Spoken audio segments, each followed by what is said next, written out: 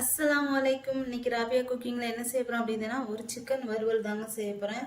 இது எப்படி செய்கிறது சொல்லிட்டு பார்க்கலாம். நான் வந்து ஒரு 300 கிராம் சிக்கன் எடுத்திருக்கேன். நான் முள்ளோடு இருக்கிறதும் ரெண்டுமே கலந்து போன்லெஸ் ரெண்டு சேர்த்து தான் எடுத்திருக்கேன். இப்போ இதில் வந்து ஒரு 2 ஸ்பூன் தயிர் வந்து ஊற்றிக்கிறேன். ஒரு 2 ஸ்பூன் தயிர். அடுத்து தேவையான அளவு உப்பு நல்லா கலந்து விட்டுக்கோங்க. அடுத்து இதில் வந்து 1 ஸ்பூன் மிளகாத்தூள்,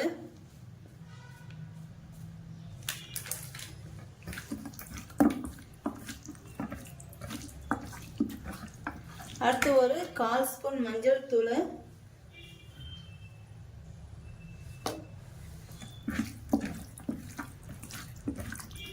அடுத்து ஒரு 1/2 ஸ்பூன் கரம் மசாலா,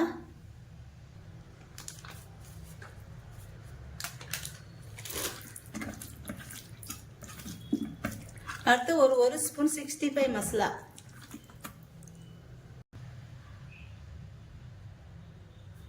இப்போ இதையும் சேர்த்து நல்லா கலந்து விட்டுக்கணும்.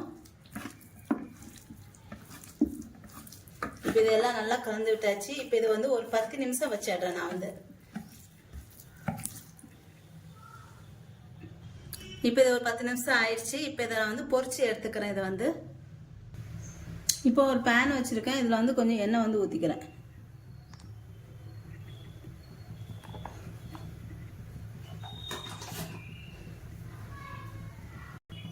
இப்போ இந்த எண்ணெய் நல்லா காஞ்சதுக்கப்புறம் இதில் வந்து சிக்கனை வந்து ஒன்று ஒன்றா போட்டு எடுத்துக்கலாம்.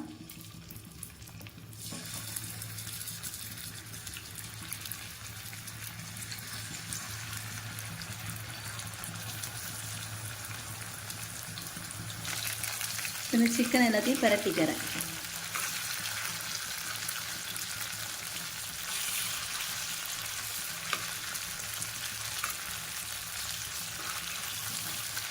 இந்த மாதிரி எல்லாத்தையும் பிரட்டி விட்டுக்கணும்.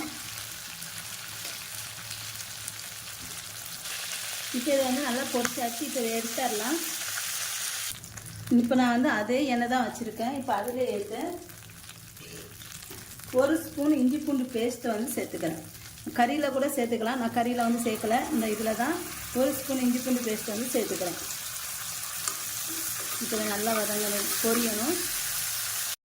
இந்த இஞ்சி பூண்டு பேஸ்ட் வந்து நல்லா பொரிஞ்சதுக்கப்புறம் இதில் கொஞ்சம் கருவேப்பிலை சேர்த்துக்கிறேன். அடுத்து வந்து இதில் பச்சை மிளகாய் 2 பச்சை மிளகாய் சேர்த்துக்கிறேன். அதையும் பொரிச்சிக்கலாம். இது இப்போ இதில் வந்து ஒரு வெங்காயம், மீடியம் சைஸ் வெங்காயம், ஒரு சின்னதாக இதுதான் ஒரு பாதி குடமிளகாய் 2 சேர்த்துக்கிறேன்.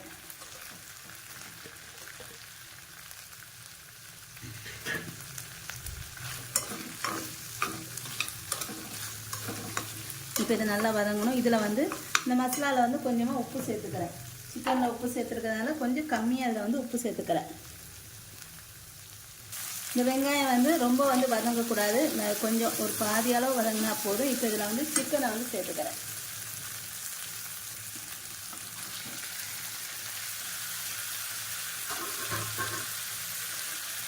சேர்த்துட்டு எல்லாத்தையும் நல்லா கிளறி விட்டுக்கலாம். இந்த சிக்கன் வந்து ரொம்பவே நல்லாயிருக்கும், நல்லா டேஸ்ட்டாகவும் இருக்கும்.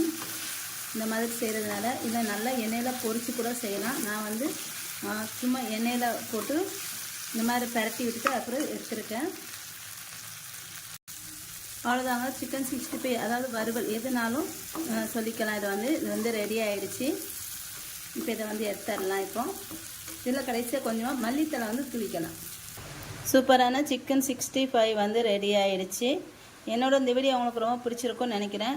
என்னோட இந்த வீடியோ உங்களுக்கு பிடிச்சிருந்தா லைக் அண்ட் கமெண்ட் ஷேர் பண்ணிக்கோங்க. என்னோட சேனலை மறக்காமல் சப்ஸ்கிரைப் பண்ணிக்கோங்க.